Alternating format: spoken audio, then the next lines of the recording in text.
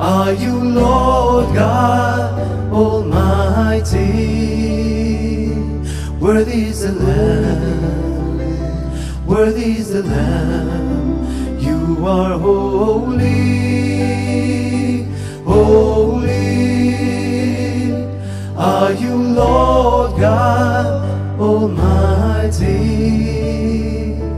Worthy is the Lamb, worthy is the Lamb.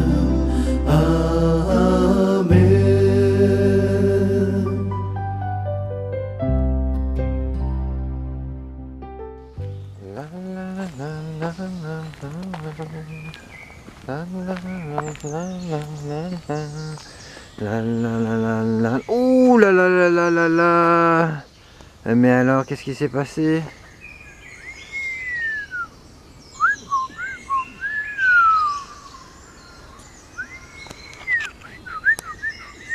C'est tout un arbre qui s'est écroulé. La tempête, hein. Oh là là là là. Dis donc.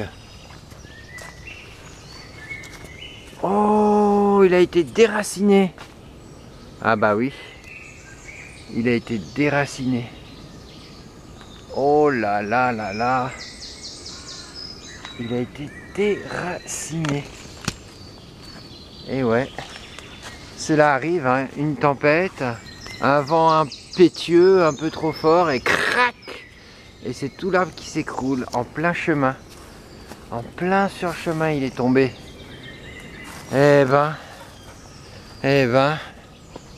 ça, c'est parce qu'il y a eu un manque de quelque chose, hein, pas assez d'enracinement. Mais c'est vrai qu'on regarde les racines. Allons voir les racines un peu.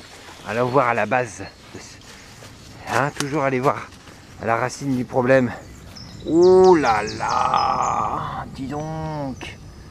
Ouais, il était plus assez enraciné, hein. C'est ça qui manque, hein, parfois, hein. Un manque d'enracinement dans la parole. Et ouais, c'est bien ça. C'est tout à fait ça.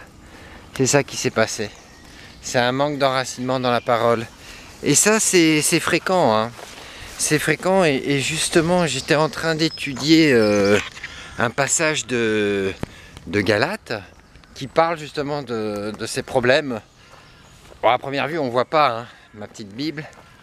C'est, hop, alors 2 secondes, hop, voilà, hop, voilà, c'est dans Galates chapitre 3. Pardon. Attendez un instant, hop.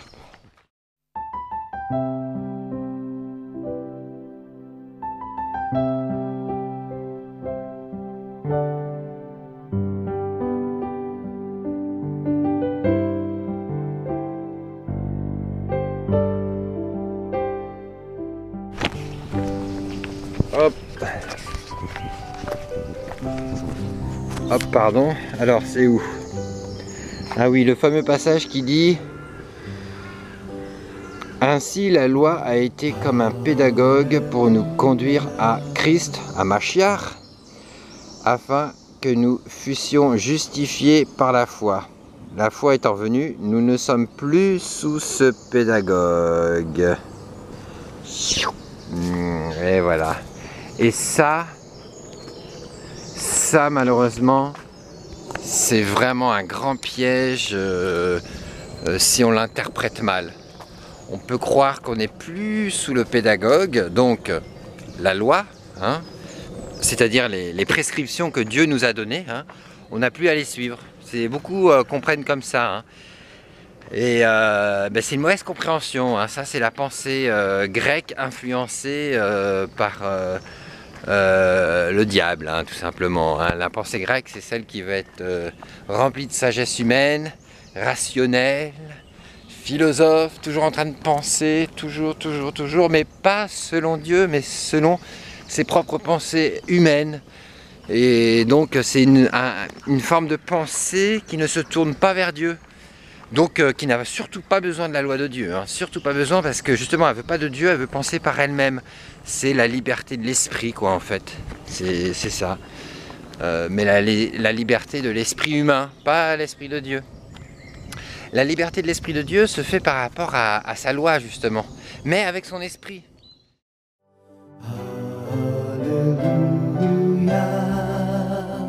Holy, holy are you, Lord God Almighty. Worthy is the Lamb. Parce qu'on n'est plus sous ce pédagogue, c'est-à-dire qu'on n'a plus à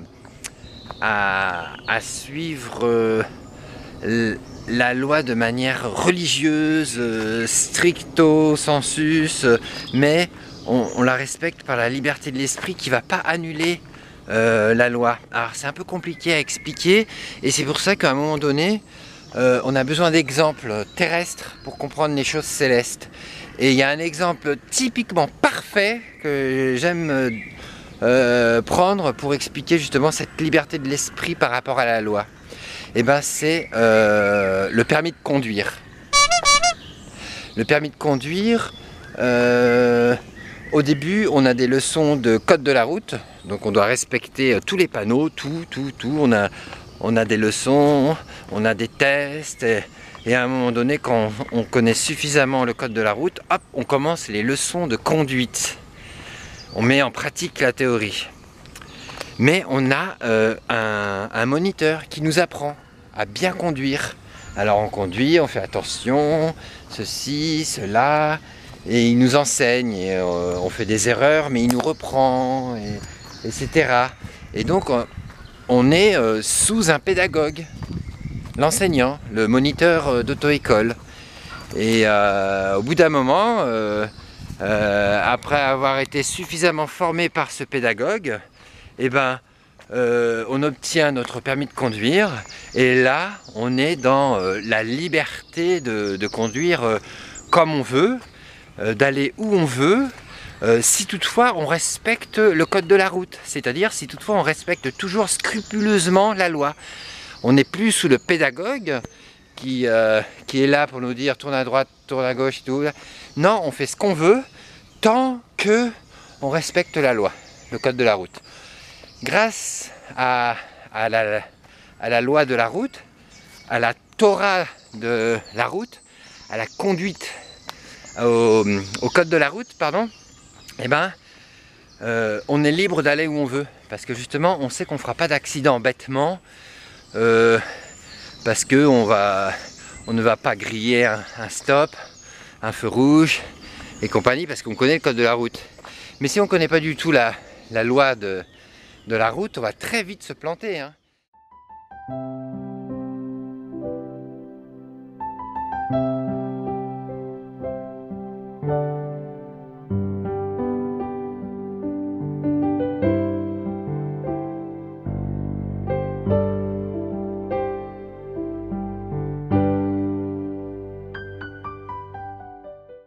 Et bien là c'est pareil.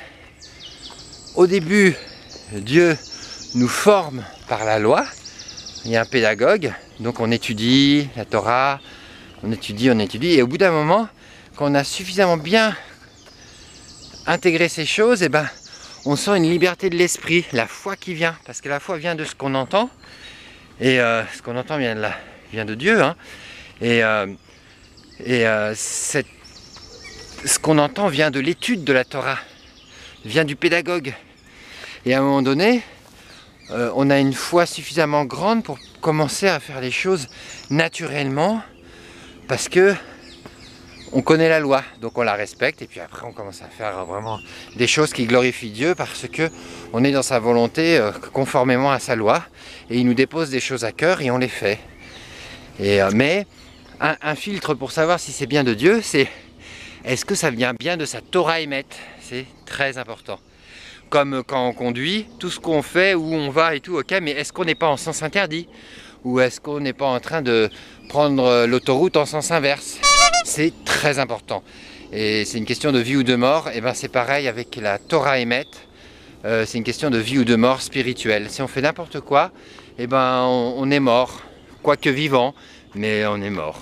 On ne le sait pas, quoi. Donc c'est ça l'exemple, hein. On n'est plus sous le pédagogue, c'est-à-dire que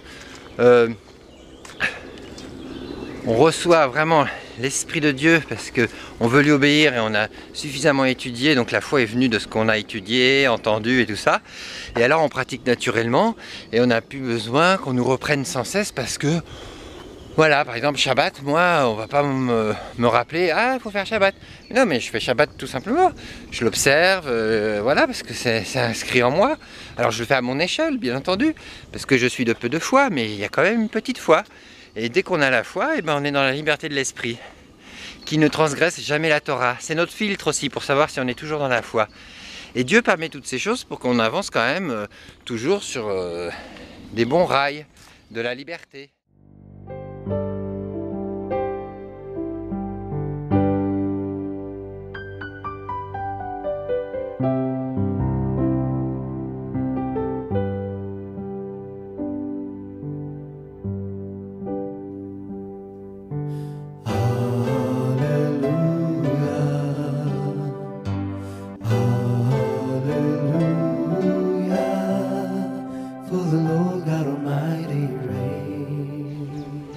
Voilà, donc c'est un juste équilibre entre respect de la loi et liberté.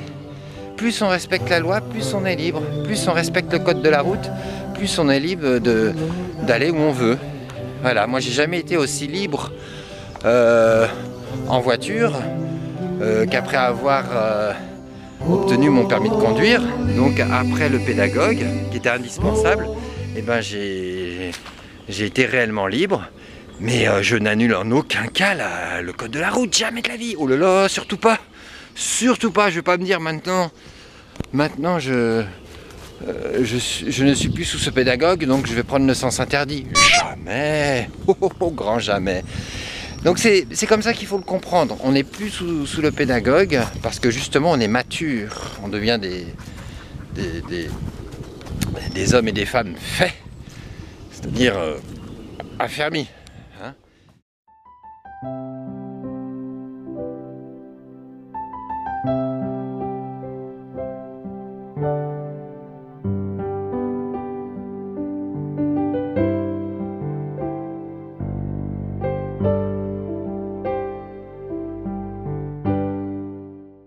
Et il ne faut pas avoir honte si on est toujours sous ce pédagogue au début, hein, ça peut prendre des années, hein, mais il vaut mieux prendre le temps de comprendre la loi de Dieu, voilà, l'étudier, et puis à un moment donné, après on avance de mieux en mieux. Mais au début, si on veut respecter un peu religieusement, pourquoi pas, on peut le faire un peu, mais il faut savoir que c'est une formation. Et au fur et à mesure, il faut prier pour que la liberté de l'esprit arrive de plus en plus, cette foi véritable, et qui n'annule jamais la Torah. Voilà, c'est ce que je tiens à expliquer par rapport à sous ce pédagogue. Vous n'êtes plus sous ce pédagogue, et ben vous n'avez plus de moniteur de conduite à côté de vous parce que vous êtes suffisamment affermi, vous avez votre diplôme de conduite, votre permis de conduire, donc vous pouvez marcher, rouler en toute liberté car vous ne transgressez plus la loi comme avant. Avant, vous aviez besoin d'être formé par un pédagogue. Voilà, c'est ça qu'il faut comprendre, c'est dans ce sens-là, parce que sinon, ça voudrait dire que Paul nous dit qu'on n'a plus à suivre le code de la route spirituelle. Moi je l'écoute pas ce Paul, hein. Attention, hein. Il est dangereux. Hein. Il est dangereux. Donc voilà, il faut voir les choses qui sont écrites dans la Bible, toujours dans le sens de la Torah. Comme tout ce qu'on nous dit dans les changements d'indication sur la route, quand il y a des travaux, déviations et tout ça, ok, mais il ne faut pas que cette déviation m'emmène en contresens, oh, surtout pas, hein, qu'il me fasse prendre le rond-point giratoire dans le sens inverse. Oh, oh, non, non, non, non, non. Moi si je vois ça, tac, non, non, je fais non, non, non, cette déviation, c'est vraiment une déviation, mais dans le mauvais sens du terme, je ne vais pas prendre cette déviation. Donc attention aux panneaux de travaux qui pourraient vous dévier, ne les respectez pas si ça vous fait prendre la route dans le mauvais sens, hein. La route concrète du monde, de la terre, comme la route du ciel, hein, la route spirituelle, hein. Faut vraiment faire attention. Donc méditons la loi constamment jour et nuit pour justement bien la connaître et la respecter afin de marcher en toute liberté de l'esprit. Parce que plus on connaît la loi et on la pratique et plus on est réellement libre. Hein. C'est ça, hein. Vous connaîtrez la vérité et la vérité vous rendra réellement libre, elle vous affranchira. C'est-à-dire que puisque vous connaissez très bien la loi, eh ben vous êtes libre de la pratiquer. Voilà, moi j'ai eu mon permis de conduire, et ben je suis libre de conduire. Et je pratique le code de la route avec joie et en toute simplicité, hein. C'est automatique, hein. C'est automatique. Allez, on continue. Oh les beaux chevaux, oh les beaux chevaux, il y a des chevaux là. Ils sont tranquilles ici, ah, ils sont bien, hein. Ils sont bien.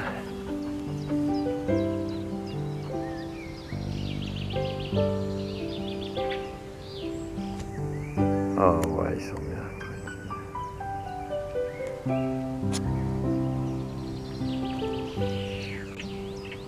Et Paul, toi aussi t'es bien, hein. Allez.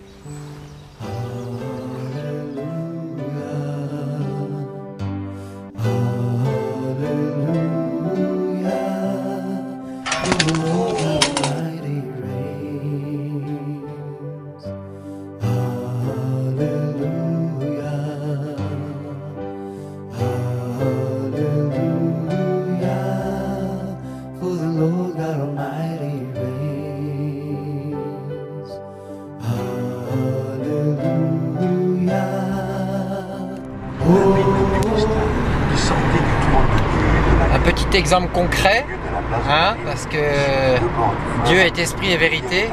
Donc voici, hop, le code de la route. J'ai intérêt à bien le respecter. Alors, on va remonter un peu les fenêtres.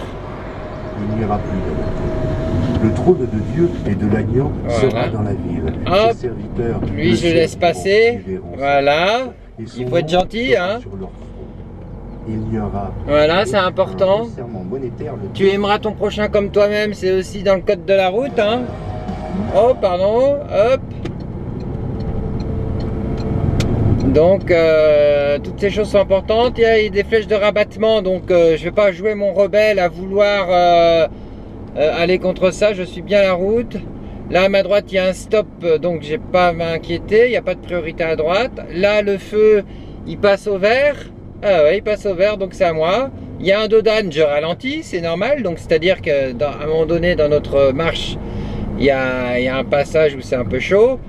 Donc, il faut ralentir, faut pas courir bêtement. Voilà, c'est que des choses comme ça, quoi. Hein. Là, il y a un frère en face qui est un peu lent. Et ben, plutôt que de le klaxonner et de m'énerver, ben, j'attends. Car il faut porter les fardeaux des uns des autres. Il essaye de se garer. Voilà, alors, je peux aussi me mettre sur le côté, hein, plutôt que d'attendre son créneau. Hein, des fois, c'est pas la peine de trop attendre le frère qui fait les choses qu'il doit faire. Hein, on doit aussi avancer. Donc c'est un juste équilibre entre aider et puis laisser. La priorité à droite, il n'y en a pas, parce qu'il y a un stop pour la dame. Hein, c'était une sœur de conduite. Là, il y a un feu rouge, alors donc bah, je m'arrête. Hein, le feu il est bien rouge. Hein. Ouais, il est rouge. Ouais. Hop, ok. Alors attends, je vais essayer de redresser un peu mieux l'appareil. Peut-être que comme ça c'est un peu mieux. J'ai pas beaucoup étudié la façon de poser l'appareil photo pour conduire, hein. Mais en tout cas, c'est ça le code de la route, hein. Et ça, c'est la loi. Et moi, je ne suis plus sous le pédagogue, sous le moniteur qui me dit maintenant tu vas à droite. Non, je suis libre de rouler comme je veux, dans le sens où je veux, c'est ça, hein. Mais je respecte toujours bien la loi de la route, hein, toujours. Et du coup, eh ben, par l'esprit, je me déplace, je suis libre. C'est merveilleux, c'est vraiment merveilleux de comprendre comment fonctionne la Torah. C'est tout à fait ça. C'est des lois spirituelles à respecter, tout comme le code de la route. Là, j'ai eu un panneau danger parce qu'il va y avoir la route qui serpente, donc des virages, une suite de virages, il faut faire attention. Donc c'est comme si le Seigneur il me disait attention là, dans ton chemin de foi, il va y avoir quelques virages, sois prudent, attention, parce que dans les virages, il peut y avoir quelque chose qui surgit. Tu peux sortir du virage si tu vas trop vite. Attention, attention, attention. Donc on continue. C'est merveilleux. Gloire au Seigneur. Gloire au Seigneur. C'est ça la loi de l'Éternel. Elle est parfaite. Elle nous permet d'avancer sereinement, tranquillement, sans péché. Voilà. Donc tous ceux qui conduisent, ils comprennent mieux. Là, j'ai un petit panneau qui me demande d'aller sur la droite. J'ai pas le choix. Ok, je vais respecter. Parce que si je me dis non, j'ai le droit d'aller à gauche. Non, non, non, non, je vais faire un contresens et ça va pas le faire du tout. Donc on continue, on est bientôt arrivé à la maison en plus. Hop, je tourne à gauche parce que de toute façon il faut que je le fasse aussi, hein, je vais pas me rebeller. Voilà, donc tiens, maintenant c'est moi qui ai un stop. Alors là, je m'arrête, hein. Je cherche pas à comprendre, hein. C'est pas que je suis religieux, hein. C'est pas que je suis légaliste, hein. C'est que je suis obligé, hein. Voilà, il n'y a pas de voiture, je peux y aller. Remarquez, il y a aussi le terme légaliste qui peut être bien vu, hein, dans le sens où on est légal, on respecte les choses légales, hein, la loi, quoi, on la respecte. Alors, si c'est pas la loi de Dieu, eh ben, on restera que légaliste, sans pratiquer la miséricorde, mais si c'est la loi de Dieu, eh ben, on pratique la miséricorde. Parce que la loi nous mène aussi à la miséricorde. Quand on voit qu'on a péché, eh ben, on demande miséricorde à Dieu et il nous fait grâce. Voilà, donc la loi de Dieu est bien meilleure que la loi du code de la route, parce que si on fait un accident sur la route, il n'y aura pas de grâce, hein. Bien que Dieu nous fait grâce avant, il nous évite l'accident, hein. Moi, plusieurs fois, j'ai transgressé le code de la route par erreur, parce que ça arrive, mais je vois bien la grâce de Dieu, quoi. Il y a toujours eu quelque chose qui a permis qu'il n'y a pas eu d'accident. Pourquoi? Parce que tout simplement, Dieu me protège. Parce que je respecte la loi. Et quand je fais une erreur, eh ben, sa grâce intervient parce qu'il sait que j'ai pas fait exprès. C'est ça, en fait. Donc, normalement, il n'y a pas lieu de faire des accidents. Là, il y a un feu rouge, hein, je m'arrête. Voilà, il passe au vert, hop. Et voilà, c'est ça. C'est tout simplement ça, hein. La loi de l'Éternel, c'est le code de la route. On a besoin d'un pédagogue au début, mais une fois qu'on est suffisamment grand, eh ben, le pédagogue, il s'en va. Le moniteur, il n'a plus besoin d'être là parce qu'il sait très bien qu'on va tout respecter. Céder le passage, hop, il n'y avait pas de voiture, je continue. Donc voilà. Et parfois, il peut arriver où on se remet à nouveau sous le pédagogue pour apprendre des nouvelles profondeurs de la Torah. Hop. Et ouais, ça peut arriver. Et une fois qu'on les a comprises, eh ben, il y a la liberté de l'esprit qui s'étend encore plus. Et ça, c'est merveilleux. Mais bon, ça c'est quand on découvre des nouvelles profondeurs, hein. Donc c'est régulièrement que on apprend aussi la Torah, hein, et c'est régulièrement qu'on la pratique. Et puis l'exemple le plus simple pour comprendre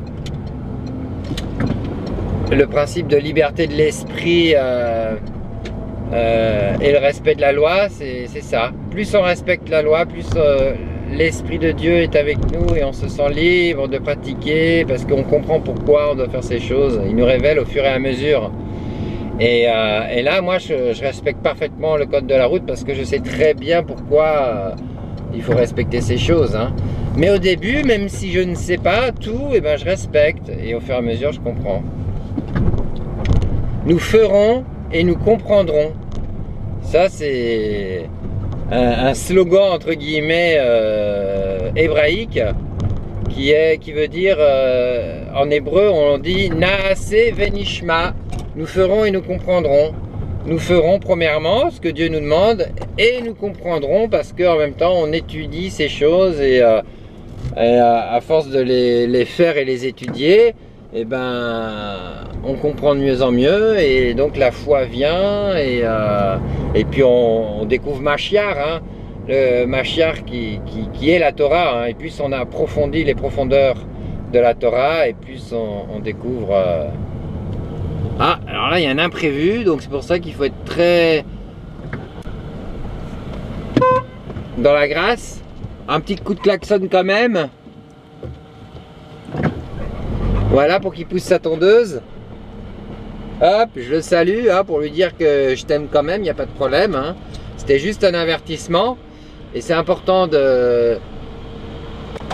d'avertir les frères et sœurs comme quoi il y a un danger. Alors il ne faut pas qu'ils se vexent, hein, mais c'est qu'il y a un non-respect de de la Torah. Ah, là aussi on peut filmer comme ça. J'avais pas vu. Et il faut avertir. Et là en l'occurrence le non-respect de la Torah, c'était la tondeuse en travers de la route. Attention mon frère, attention ma soeur, tu pêches d'une certaine façon. Si j'allume c'est mieux? Ouais, peut-être.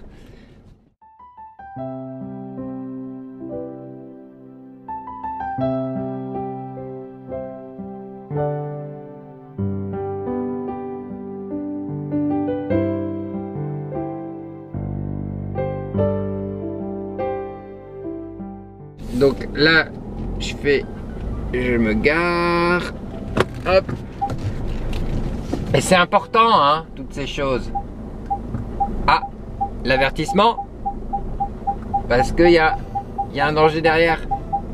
C'est comme si l'Esprit de Dieu m'avertit. Attention, attention, tu transgresses la Torah. Ah, pardon, pardon mon père.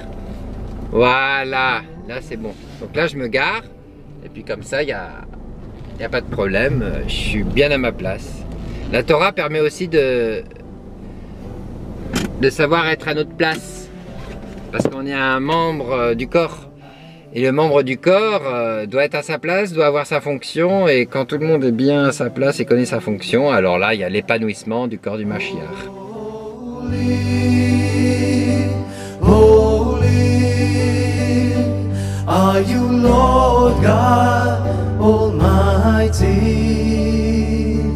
Worthy is the Lamb, worthy is the Lamb, you are holy. Et voilà. Donc bonne conduite à chacun, que ce soit par rapport à la loi de l'Éternel ou à la loi de la route, du code de la route, et que chacun conduise et marche en toute liberté de l'esprit par le respect des commandements, le respect des indications. Voilà. À bientôt.